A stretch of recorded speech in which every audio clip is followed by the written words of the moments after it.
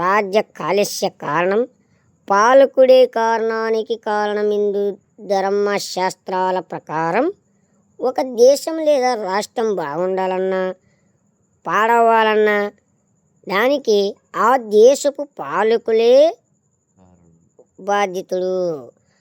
రాజు లేదా పాలకుడు నీతిమంతుడు అయితే ఆ రాజ్యములో వర్షాలు బాగా కురుస్తాయని ధర్మం వర్ధిల్లుతుందని నమ్ముతారు. ఒకవేళ పాలకుడు అవినీతిపరుడై అది ప్రజల మీద ప్రభావం చూపిస్తుంది. ప్రజలు కూడా పైవారే తప్పు చేస్తున్నారు కదా, మనమెందుకు నీతిగా ఉండాలని భావిస్తారు. దీనివల్ల ధర్మము పాదాలను కోల్పోతూ వస్తుంది.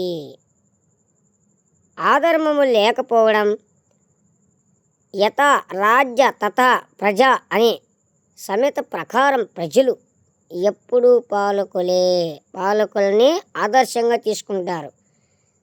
త్రేతాయుగములో శ్రీరాముడు ధర్మం కోసం తన సుఖాలను త్యాగం చేశాడు.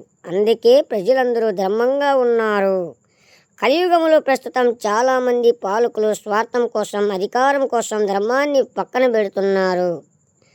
నాయకుడే అబద్ధము ఆడినప్పుడు, అన్యాయం చేసినప్పుడు సమాజంలో ధర్మానికి గౌరవం తగ్గుతుంది.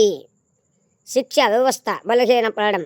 ధర్మాన్ని కాపాడడానికి నీతి శిక్ష అవసరం. పాలకుడు తప్పు చేసిన వారికి సరైన శిక్ష వేయకపోతే లేదా తన వారికి ఒక న్యాయం, ఇతరులకు ఒక అన్యాయం, పక్షపాతం చూపిస్తే ధర్మం నశించిపోతుంది. కలియుగములో పాలకుల ధర్మాన్ని విస్తరించడం వల్ల సామాన్యుడికి న్యాయం అందడం కష్టమవుతుంది. ఇదే ధర్మం కుటుంబానికి ప్రధాన కారణం. శిక్ష వ్యవస్థ బలహీనపడడం. ధర్మాన్ని కాపాడడానికి దండితుని శిక్ష అవసరం. పాలకుడు తప్పు చేసిన వారికి సరైన శిక్ష వేయకపోతే లేదా తన వారికి ఒక న్యాయం, ఇతరులకు ఒక అన్యాయం, పక్షపాతం చూపిస్తే ధర్మం నశిస్తుంది. కలియుగంలో పాలకుల ధర్మాన్ని విస్తరించడం వల్ల సామాన్యుడికి న్యాయం అందడం కష్టమవుతుంది. ఇదే ధర్మం కుటుంబానికి ప్రధాన కారణం.